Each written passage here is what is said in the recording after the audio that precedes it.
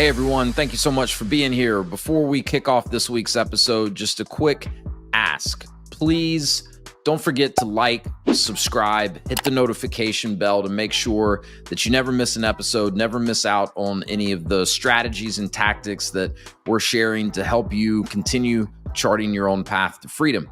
And if you'd like to go deeper with any of this, we've launched a free Facebook group, which you can join at pathtofreedom.com/group. And we've linked that in the show notes to make it easy for you to find. All right. Thank you again for being here. Let's drop in to the episode. All right. We're live here. Welcome to another episode of the Path to Freedom podcast. Today, I'm joined by Beau Ormrod. Beau, thanks for being here, man. Thanks for having me. Yeah, I heard you on another podcast and was like, man, I want to talk to this guy. So I kind of just cold outreach to you, and you were gracious enough to jump on a call with me a couple weeks ago. And I mean, I learned a ton just in that brief conversation that we had. So I'm excited to have you here on the podcast today. I know the audience will get a ton from this, as will I. Yeah, me too. Looking forward to it. I enjoyed that chat the other week. Yeah, it was fun. It was fun. I think, we probably have a lot in common that we could talk about, but, you're a business owner and a franchise owner, but you're kind of in the coaching business. So tell us a little bit about what you do in the coaching space. Yeah, cool. Thanks, Wes. So I got into the coaching space. I've actually been a coach for decades. So in previous career of 25 years service in financial services, I was a global VP of change. Big transformation models, multi-million dollars of benefits, and kind of did a lot of what I wanted to get out of that career path. And at some point, you decided to tap out.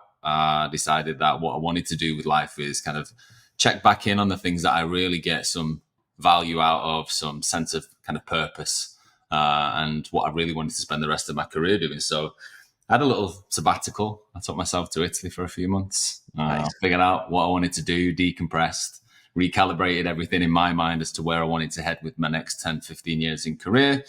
I got myself a coach.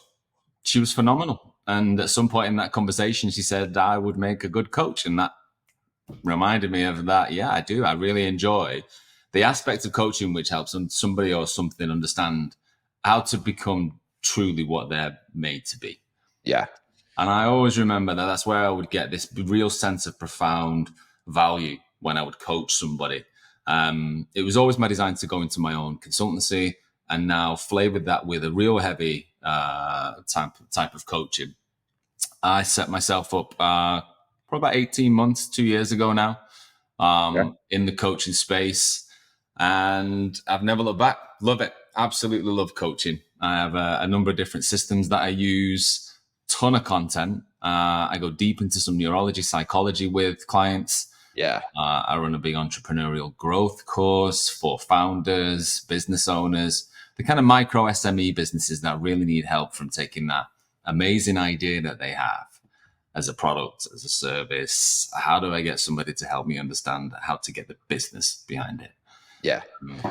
Yeah. I mean, that's something so many small business owners struggle with, right? Is getting beyond, that kind of initial, whether it's $1 million a year in revenue or whatever it is. And, I think hiring a coach that's well positioned I just think there's so much value in having someone that's not in the business every day like you are, kind of looking at it from the outside, that doesn't have the same emotion connected to the business and some of the decisions that you have to make. That can, give you some real advice and help you, move past some of the things that have been holding you back. Yeah, it's exactly that, Wes. And it's sometimes difficult to see that as a business perspective, as a business concept. I mean, in athleticism, in any sports, there are a ton of coaches. And that coach's whole purpose is to kind of be the eyes and ears of the person outside of what they're doing, because they're in the heat of the moment. They're really hitting that athleticism or that sport or whatever they're being coached in. And it's difficult to see from the outside, where you might have these micro changes that you might want to finesse. You might need to do something slightly different. Surgeons have coaches. Obviously, all the sports and athletes have coaches, and it's really fascinating to then apply that level of that knowledge to business. And getting the right coach, when I got my coach, she was phenomenal. It was really, really powerful experience when you get the right coach. Do you still work with that coach? No, so I have a different coach. I still have a coach. You still have a coach, Of yeah. course I do. Yeah. Yeah. That coach was really interesting because it was at a time in my career where I was in a break. I was in that sabbatical out in Italy. Mm-hmm. And it was more around recalibration of who I was. Okay. Digging deep into the kind of the character, the behavior. What did I get from the last 15 years or 25 years, sorry, in financial services? But more so, how did I want to take that forward? What was my personal objectives? What was my personal strategy? And then leveraging everything that I was aware of, and then bringing out in me what I actually really enjoy. How do I make every day easy to get up and feel like I'm not working? And honestly, Wes, when I'm coaching, it doesn't feel like work. Well, I can tell that just from, and I mean, I can tell that you'd be an amazing coach just because of, your personality and the way that, you seem to be able to break barriers down with people very quickly. And I think that's the key. I mean, look, a lot of what I do, as a franchise consultant in some ways is coaching people, right? I don't necessarily present myself as a coach, but, and the process that you described of kind of taking this sabbatical, really stepping back and assessing, what you wanted to do with the rest of your working time. That's a lot of what I talk about with the people that I work with that are considering, in most cases, transitioning out of working for someone else to starting their own business. Yeah. And that's a lot of where we focus, our time in the beginning is, I want to know, like, what have you done up to this point professionally, but even personally, that's been the most exciting and the most rewarding to you? Because a lot of people, I think, take kind of a backwards approach to my approach, which is they're going to start choosing businesses to consider based on whatever the product or the service that business provides is. And, that's important. Like, most people want to be in a business where they believe in the product or the service. But, if we can start with, like, what do you want to get out of business ownership? Like, what is that going to help you achieve that maybe you're not already on the right track to achieve? What is that going to maybe help you fulfill that hasn't been fulfilled in this corporate career that you've had? And out of all of that, what do you enjoy the most? And then let's find a business that really allows you to lean in to those things. That's where you're likely to get a lot more of that fulfillment that you're looking for. I've seen a lot of people get into what could be a great business for a lot of people, but it just wasn't the right business for them.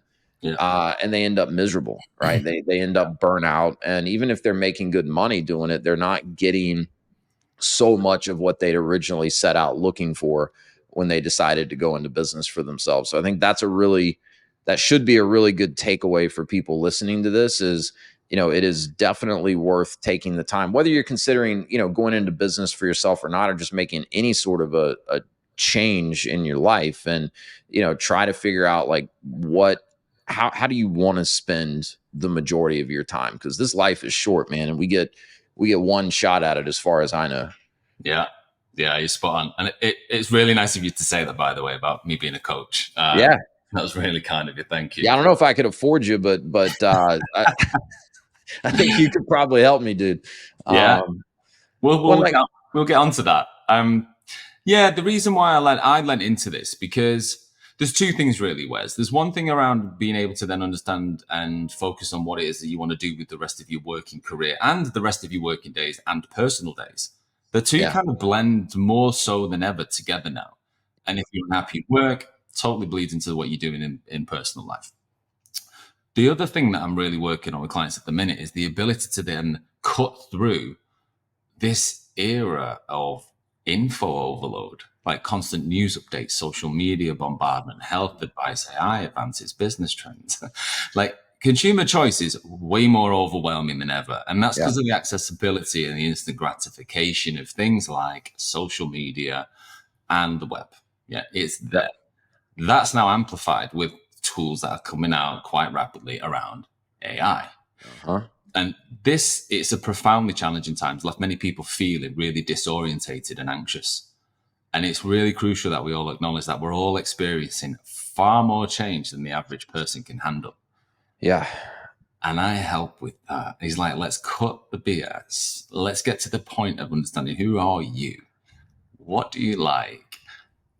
And I do a practice, and we're definitely going to get into this, Wes, around psychology and neurology and your childlike brain, where everything in the world as a kid was beautiful. The world's an amazing place.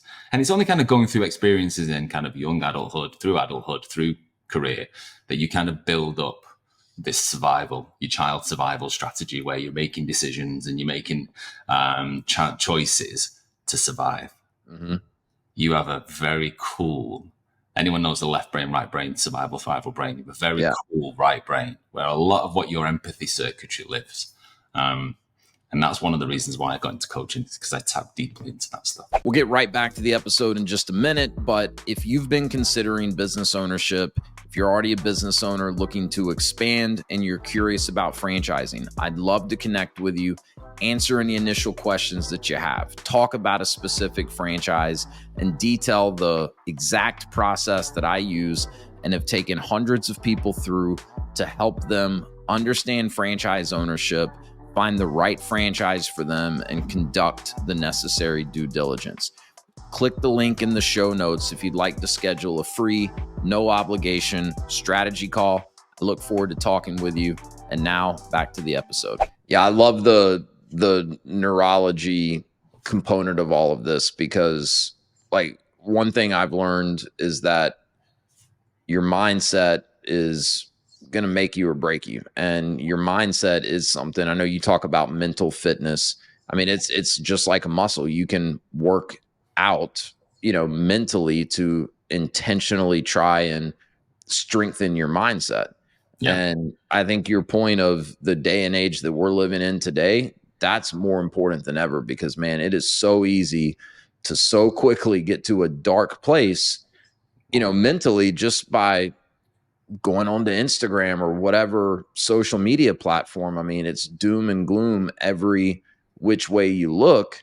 Yeah. And it's also just like, I don't even know what the term would be for this, but it's just kind of wild where, like, if you are just scrolling, your mind is jumping around. I mean, you can literally see something about, oh, we're about to be in World War III. And then you see someone making like a smash burger and you're like, oh, I'm hungry. Like, it's just like your mind is kind of jumping all over the place. You can't even like stop and focus on anything. But, it's, I think, very easy to get to a negative place if you let yourself, more so probably than 10, 15 years ago.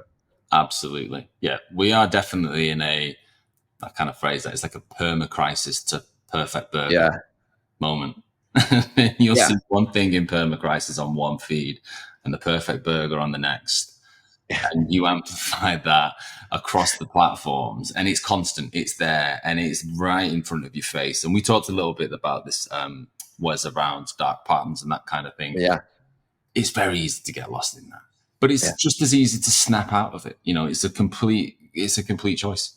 It doesn't mean to say because it's in front of your face, you need to then consume that on that level of consumption. You can literally snap through that and figure out, well, great, what's useful, what's not, what can I leverage, what do I ignore, and how do I create the next 1 to 10, 15 years of my life leveraging this stuff, rather than going on the opposite way, which is then it's going to consume you into a point, and then it's just going to take you into a different place.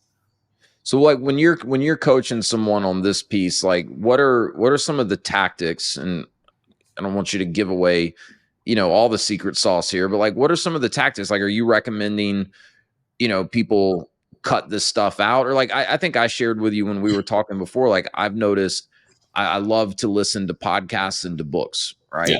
And, when you just say that, like, 'cause a lot of the books I listen to are, kind of educational in nature. Like the goal is to learn something from it. Same thing with a lot of the podcasts. It's not just purely entertainment, but, I've noticed that like, I'm probably doing way too much of that. Like if I'm driving the kids, if I'm, picking up the kids' toys at night after they go to bed, like I probably have one of my earbuds in and I'm listening to something, and it's like, man, I think too much of that can be a bad thing because you just constantly have this input and you don't even really have time to just kind of sit with yourself and your own thoughts. So like if you were coaching me on that piece, like would you say eliminate it, or like what are some of the tactics to, I guess, maybe just be more intentional about what you're consuming and when you're consuming it? Yeah. So that's quite a specific example, Wes. And I'd take it 3 or 4 paces back. Okay. And try and understand where that derives from. So where did this constant thirst and appetite for insight, info, intelligence, where does that derive from? Like, why do you think that that's the thing sticking earbud in your ear as you're going around? That constant information searching, where does it sit in which part of your brain? And how do you understand how that appeared? Because not everyone's like that. Everyone has their own kinks, their things in which they do, into which it might be sending their mind into overdrive or hyper achievement, or different types of what I call saboteur voices in their head, which is basically your child's survival strategy. Because when you're born and when you kind of go through life, there's really only 5 things you ever need as a human, which is to breathe, eat, drink, sleep, and go to the bathroom. Yeah. 6 one people argue that you need love, and I agree with that, by the way. And anytime any of those are threatened, you go into survival mode, which is typically your left brain, where all logic, reasoning, and data and analytical things happen. And that over time builds up a list of what we now know as 10 saboteurs in your head, like a judge or a hyperachiever, which I think that might be something you do when you're listening to things, victim, controller, restless. There's things into which your body and your brain reacts because you feel like you're in survival mode. And that goes way, way, way back to the dawn of day when humans evolved from wherever we did. Lots of different podcasts. And you can understand those by doing a really simple assessment by saying, well, what kind of voices are in my mind that then makes me believe that this is the right thing to do in insert example when I'm cleaning the kids' toys up, ask the earbud in, what's driving that? And then say, well, where did that derive from? Why do I feel that's the right thing to do? And is it serving me in a positive way, or is it punishing me in a negative way? I just don't see it. Yeah. And I would right back to that. Just kind of work your way back, one layer at a time to figure out what's kind of driving that. Yeah. Yeah.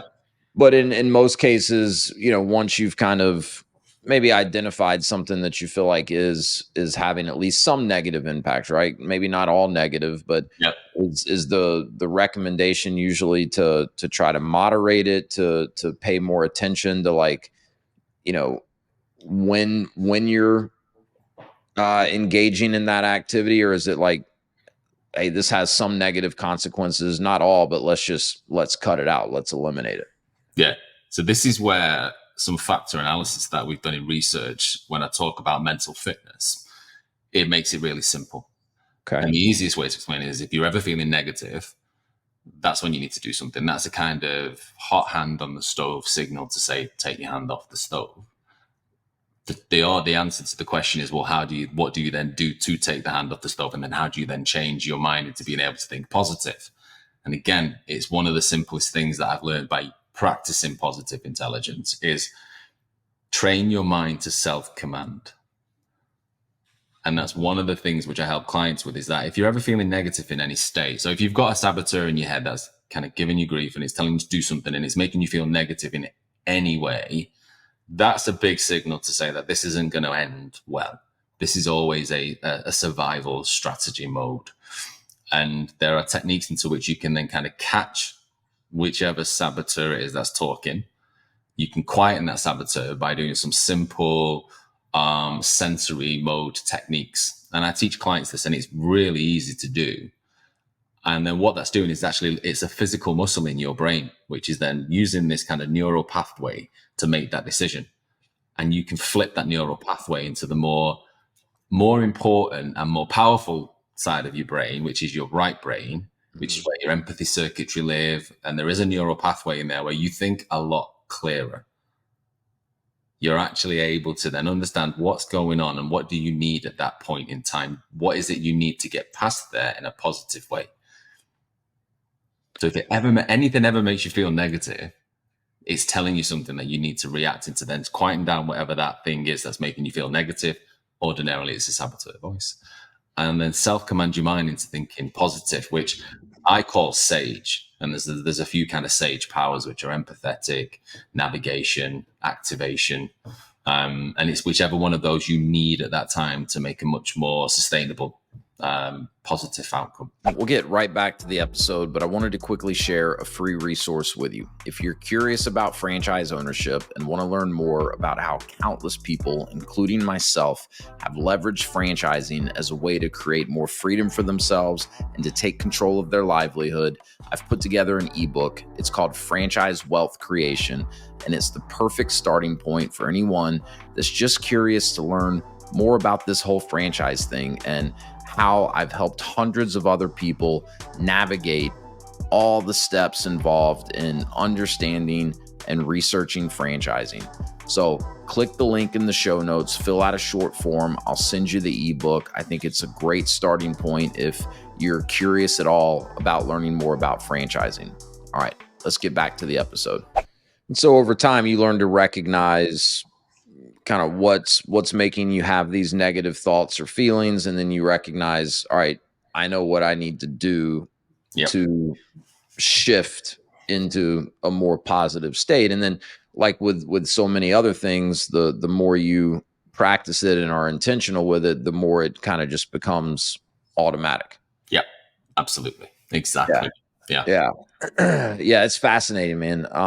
The way the brain works and, you know, how so much is like happening without us being conscious of it, you know, but if you are able to kind of better understand and recognize what's going on in your mind and what you can do to keep yourself in a positive state more often. I mean, that's like you said at the top, man, that's got to be a superpower in this day and age, because I mean, how many people are literally just, you know, floating through every single day being, you know, with their attention and their mindset being pulled in whatever direction that they happen to just, you know, see or hear, whatever they're consuming. Yeah. And it is that constant bombardment of feed, social updates, news updates, the perma crisis.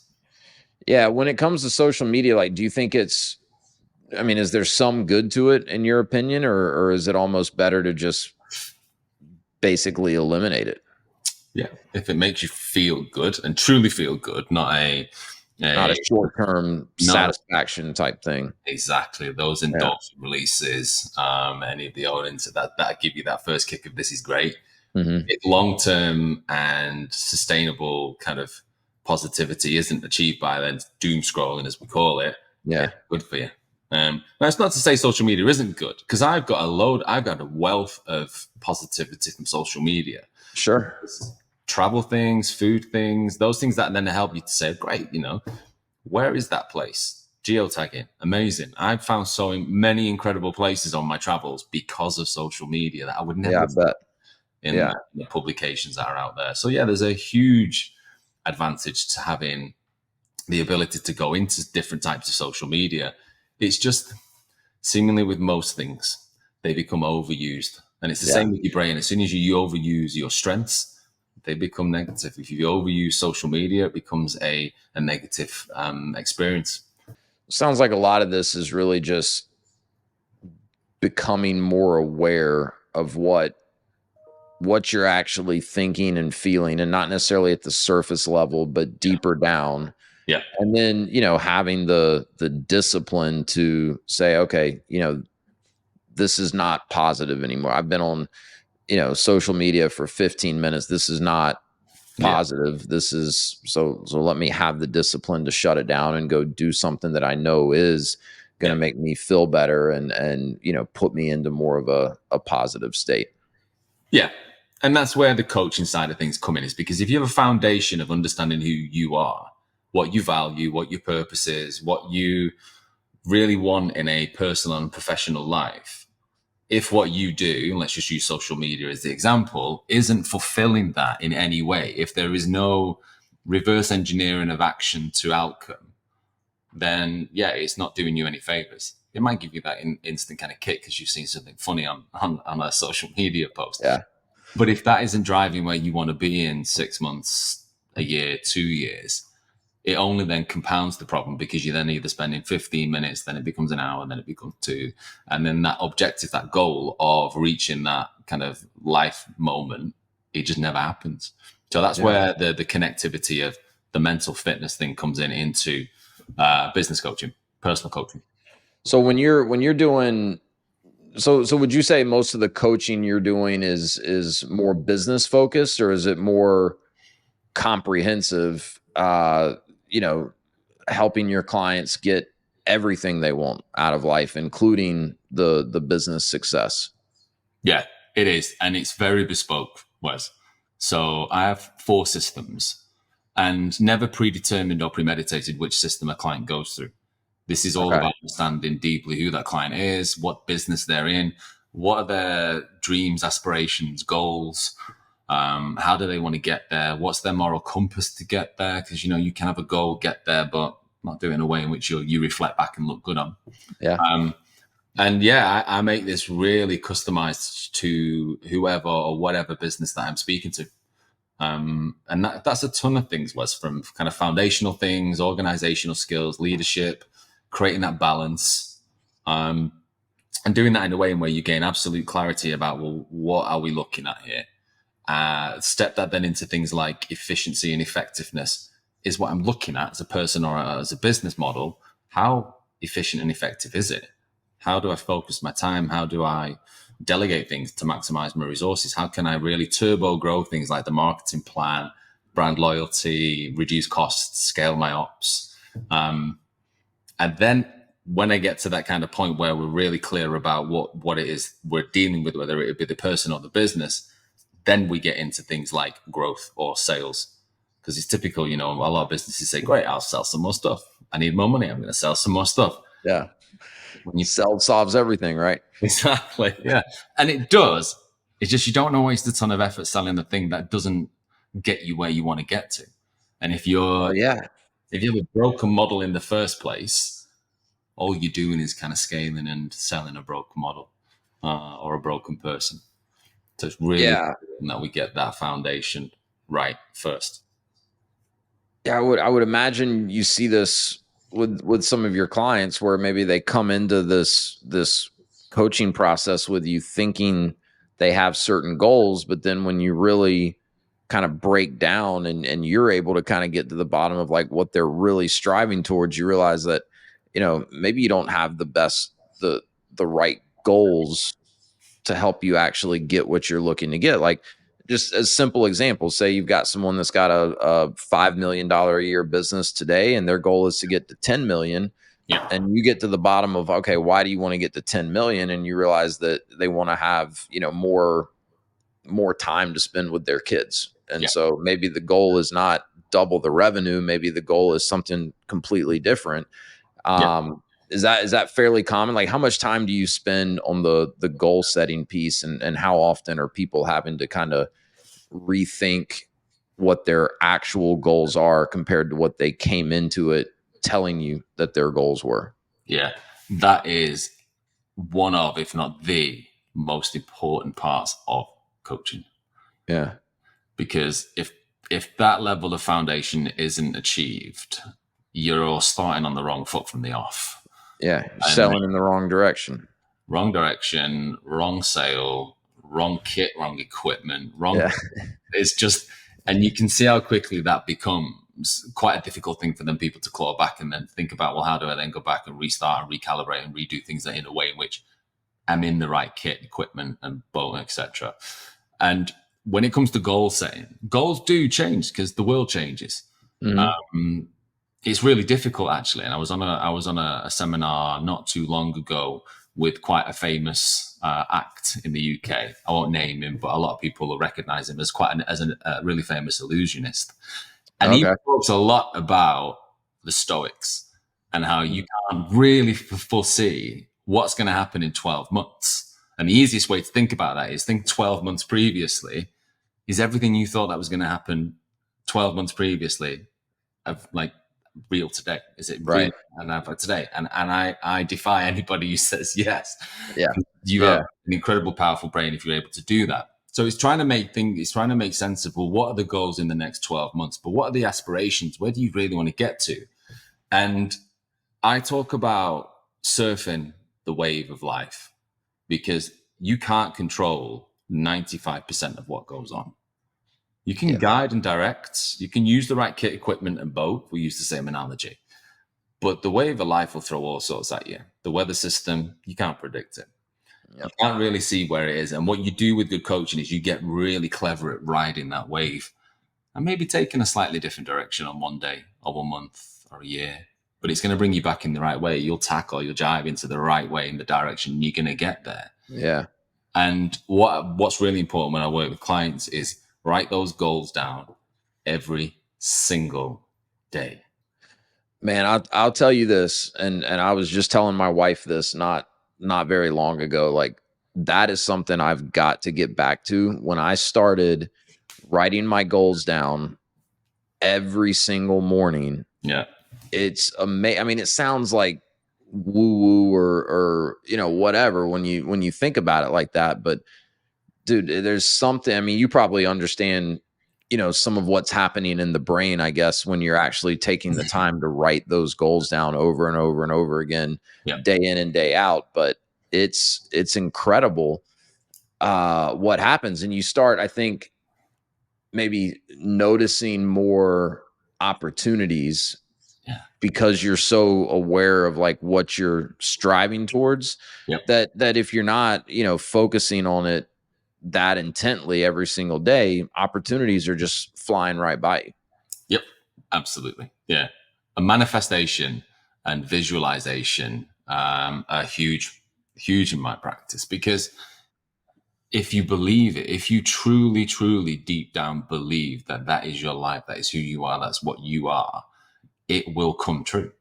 It might take days, weeks, months, years, but unless you believe it, unless you write it in the present tense, I am, I have, I do, then it won't come true. It is a tried and tested kind of discipline over centuries. Yeah, it's wild. All of the good therapists, psychologists, neurologists will all agree that manifestation is a great way for you to put yourself on the right track and rails to get there. And yeah, you're right. People will boo-hoo it. They'll say it's a load of fugazi. It's nonsense. How can you manifest yourself like, okay, tomorrow I want to win $1 billion. Great. Tell yourself that, but work towards that. Well, that's the key, right? Is it's not magic. It's not that, if you spend a week writing down your goals that they're just going to magically appear. Like, you still have to put in the work. You still have to, put in the effort. But I think there's something about just, well, it's like when you're thinking about something, you're more aware of it when you see it, right? Like, if I'm thinking I may want a new truck, right? Well, now I see that truck every time I drive out. I see it all over the place because it's kind of, on my mind a little bit. Whereas, if I hadn't particularly been interested in that truck, I probably drove past hundreds of them and just never really noticed it. When like, do you have any, like, so when you're working with a client about the goal setting, some of the manifestation and vision, like, do you have specific tools that you recommend to use, or does that part even matter so much? It's more just that you're actually doing it in some capacity. I don't know if that question makes sense, but I think sometimes I try, all right, I'm going to start writing down my goals every day, but then I've got to figure out like the perfect, setup to be able to write my goals down every day, when it's like, shit, man, if you'd just grabbed a notebook and started writing, like you'd be on your way by now. Yeah. The ability to set goals, it is a master skill of any success. The goals unlock a positive mind and they release ideas and energy for the attainment of that goal. That's well known. And without goals, you're simply just kind of drifting through those waves of life. But with goals, you're going directly to that target. Yeah. If you've wrote that down, there's 5 characteristics of true goal setting. Okay. I'll share some of them with you. So you really need to distinguish between what is a dream, a wish, and a goal. Okay. And you need to be able to state the goals in a specific way that'll begin moving you absolutely towards them. So use things like SMART setting, so specific, measurable, action, so on. And then what you're doing is you're actually creating another neural pathway in your mind, which is then mastering a discipline that'll accelerate you towards those goals. And there's a great law in any philosophies, metaphysics, psychology, and it's kind of this, that you become what you think about most of the time. That's fact. Because your outer world ultimately becomes a reflection of your inner world. And then it mirrors back to you what you think about. And so whatever you think about continuously emerges in your reality. You thought about a truck. What do you see? You see all the trucks that you want. Yeah. And thousands of successful people have always been asked, well, what do they think about most of the time? And the answer is constant. They think about what they want and how to get it most of the time. Yeah. Great. Yeah. Tim Grover. Yep. I've read his books, and that's something he talks a lot about with the athletes that he's coaching. He's MJ's athlete coach, right? Yeah. A lot of visualization techniques, visualize hitting that game-winning shot, to win the national championship, or, crossing the finish line first. I mean, there's absolutely something to it. So, but the structure in which you're doing these practices on a regular basis, writing down the goals, doing visualization, meditating, is that part important? Like, or does it even matter, as long as you're doing it and there's, obviously intention, and you've put thought into the goals that you're setting, and, they're the right goals. Yeah. Yeah. So if you're near a pen, grab it, because I'll give you the 5 most important things to maximize the practice on goal writing. First one, you've got to write in the first person. You can't set goals for anyone else but yourself. You've got to say I. Second one, you got to write in the present tense as if it was already achieved. So I have a net worth of $5 million. Write it in a positive statement. Yeah. So rather than say, let me give you an example, I do not smoke. Yeah, that's quite a negative statement, even though it's a present tense and it's written in the first person. Write it positive, like I am free of nicotine. Okay. And you will manifest that you are free of nicotine. Make sure you write it in an active verb as well. So I am, I earn, I weigh, I have, and then write 10 of them. Write 10 every day. And they can be the same goal 10 times, or 10 different goals every day? I guarantee you they won't be the same goal, because guess what? You'll get some at some point as you do it. But if you want to write the same 10 today, tomorrow, for the next week, keep writing them. Keep writing them. So write the same 10 every day until you're able to start crossing some off the list, and then add to it so that you've always got at least 10. Yeah. Or is 10 like can you do more than 10, or is 10 like a minimum, or 10's like the sweet spot? 10's the sweet spot. 10 gives you a really rounded view, because what you're doing after you've reached 10, you're tapping into something else that I teach with clients, which is your super conscious mind. So your conscious mind identifies and compares and analyzes data. And then based on that, it kind of makes processes and makes decisions. And then your subconscious mind then stores and retrieves information. And then that obeys the commands of the conscious mind. But your cool mind is your super conscious mind, because that functions outside and beyond both the conscious and subconscious, but it's accessed through them. And it's kind of known as the infinite intelligence, the universal mind, or super conscious mind. Okay. And it's amazing when you tap into it, because that is the source of all your creativity. So if you're kind of getting down the list of 10 and you're like, shit, I've got 4. When you get to 7 and 8 and 9, you're really tapping into that super conscious mind.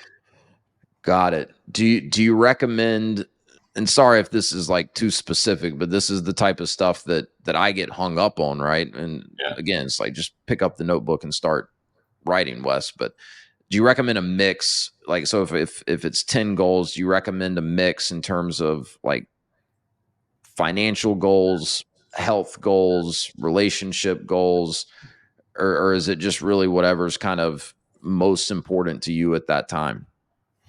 Yeah, I would definitely go for a balance. Yeah. And that's another thing that I help clients with as well, which is kind of getting to understand who they are, what they really want out of life, and kind of go through four aspects of life. And this is another thing I think about. So yeah, get a real good mix, Wes, of things like business and career. Yeah. Yeah. So are they on track to achieve financial goals, but is it paying a price because they're not achieving their business and career goals? Definitely have some financial independence in there, because everyone can, there's always these things about money's the root of all evil, and it simply isn't true. Yeah. Yeah. The love of money is the root of all evil. Yeah. Yeah. It's not the Yeah. money, it's the lack of money and the able to source of the things that you really want to get out of life. So definitely have a financial independence goal in health and fitness.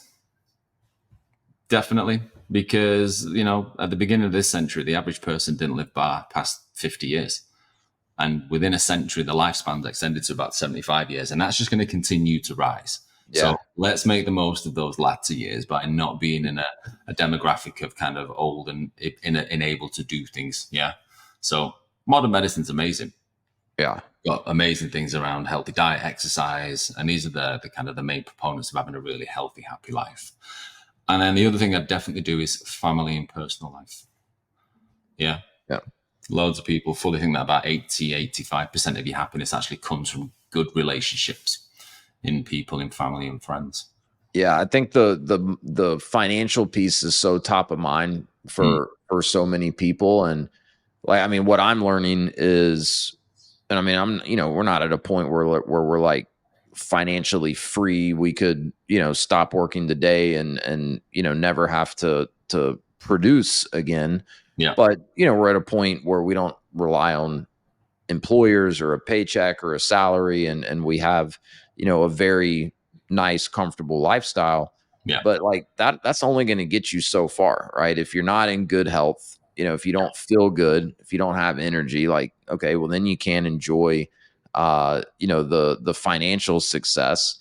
If you don't have time freedom, you're working constantly around the clock to generate the financial success. Well, you're going to burn out doing that. Like, it's having a well-rounded success in these different key areas of your life, I think is 100% necessary. I mean, like, my business is Path to Freedom. We talk a lot about freedom, and most people, when we first start working through my process, it's the financial freedom, right? That's top of mind for them. But it's like, if real freedom, and to me, freedom is just like the ability to live your life predominantly the way you want to live it, do the things you want to do with the people that you want to do it. You need the financial freedom, time freedom. You need to be, healthy. And you need to have good relationships too. Because even if you have your health, your time, and your money, if you're alone, and no one wants to be around you, you're gonna be miserable. Yeah. It's the power of goal setting, I think, is massive. And I hope that's something that people take away from this is, that should be a regular practice. I mean, what are some of the other, I guess, common things that your clients kind of come in to your coaching process struggling with, and when you're able to help them overcome, they start getting massive results, if that question makes sense? Yeah, I always start with that diamond of health, family, friends, financial independence, and always ask for a true reflection of where they believe that they are and where they want to get to. And I think you mentioned it's never really the output they've really first thought about, because I think ultimately everyone thinks financial, and that does open doors, and it kind of gives you the platform to being able to do what you want to do. There isn't anything really outside of those four, which I would then think or consider that be a major opportunity for a client to get through. And whichever side of that kind of diamond, if you was to tap into a diamond, they really want to lean into, it's being cognizant of the other three at the same time. Because going head on into kind of financially or even health, this is an interesting one. So when people go, wow, I am overweight, I'm going to kick the diet, I'm going to go hell for leather on becoming really super fit and healthy, that's going to impact the rest of the opportunity, the parts in life. And it's just as a coach, helping them realize what's a good balance at this point. What do they really need to then look back at? Another visualization that I do is kind of end of life. What really matters? If you could visit yourself as a 80-year-old person, what would that person say to you really mattered? And Yeah. it's really interesting. That'll make you think differently when you frame it that way. I mean, I try to sometimes, like if a work thing or whatever has got me frustrated during the day, I try to, zoom out and I don't necessarily go to like my deathbed, but I'm just like, a year from now, are you going to even remember this? Yeah.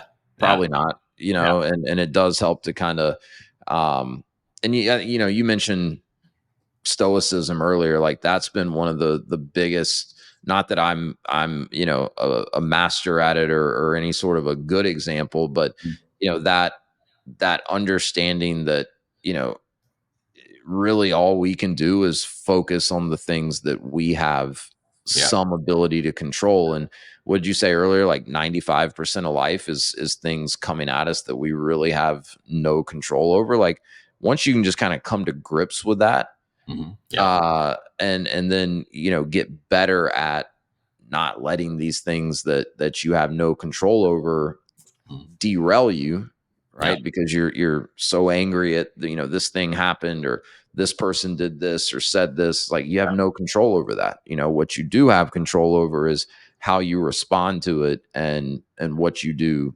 going forward. Yeah. Absolutely. How it makes you feel. First, Yeah. how does it make you feel? How do you want to feel? How do you deserve to feel? And then what do you want to do about it?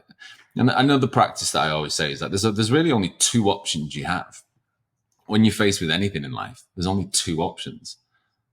You either accept it and you either compartmentalize it. You think there's nothing I can do to influence this. This is either going to ruin my day, or I can accept, park it. And it doesn't mean to say you don't have a conscience, because this is where clients often throw the kind of the world perma-crisis issues that are going on, that are really horrific things that are going on in the world. You can't do anything there and then. You have to accept it. And accepting it doesn't mean to say you don't have a conscience around it. It just means that you agree with it or support yeah. it. It just means, I mean, this is happening. I've got to accept that as the reality that we're in right now and figure out how to move forward. Yeah. And the other choice is you make your life and that day all about resolving that thing. Yeah. Which is the total opposite. Yeah. And then once you get your mind into that state of things that you can do is you either accept what's happening or you make your next move or your next minute, hour, day about resolving that. It makes life that little bit easier. Yeah. Yeah. I think it certainly makes it less stressful, right? Like stuff just kind of, rolls off your back a little bit more. You're not spending so much time like angry or frustrated at something that, because a lot of times, like the stuff we get angry and frustrated about, it's not even really that impactful, right? It's like someone stole your parking spot that you were waiting for. Yeah. Okay. Like, blowing right. But you could get, furious and, bang your hand on the steering wheel and blow the horn and flip them off. And it's like, why? What didn't change anything. There's so many examples and applications where, adopting that mindset, I think is gonna, you'll start to look at the world in a totally different way and probably a much more enjoyable way. Look, man, we'll kind of wrap this up because I know you're super busy. I mean, I can talk to you about this stuff for hours. I guess kind of final question I would have for you, and this is just, me kind of being a nerd here, but like, are there, so just someone like me, right, that maybe wants to better educate myself on some of the things that you've talked about around psychology and neuroscience, and just really setting yourself up to live the life that you ultimately want to live. Like, are there 2 or 3 books that you would recommend as like a good starting point for anyone that finds this topic interesting? Yeah. There's 2 books I'd say, and related to what we spoke about today. Was Okay. so first book is Eat That Frog. So Brian Tracy, founder of Focal Point, he was Yeah. the original coach. So way before all the coaches that are famous today, will not name names. Yeah. Brian was there way back, and a lot, if not all, the practices that he created, he designed, are in full effect today. And one of them is Eat the Frog. Interesting name of the book. It is. Yeah, when you get Catchy. into it, it will help with the 10 goal method that we talked about. Okay. The other one I'd highly recommend is Positive Intelligence by Shirzad Chamine. I've heard of that one. I've not read it though. So Yeah. He created the Positive Intelligence PQ program, which I advocate. I'm a certified coach, and it's a simple program that enables wellness, performance, and positive relationships. But he is a neurologist as from background, and has a really interesting story from where he came from, where he was brought up, his story of emigrating to the United States. He is an academic genius, and then he had his own downfall, but recognized then that's how he came across positive intelligence. So no spoilers. It's an amazing story. The course itself is phenomenal. And if anyone's interested in the course, the book, or even some of the practices and disciplines from Brian Tracy, they more than welcome to reach out to me, and I'm always happy to talk about this stuff.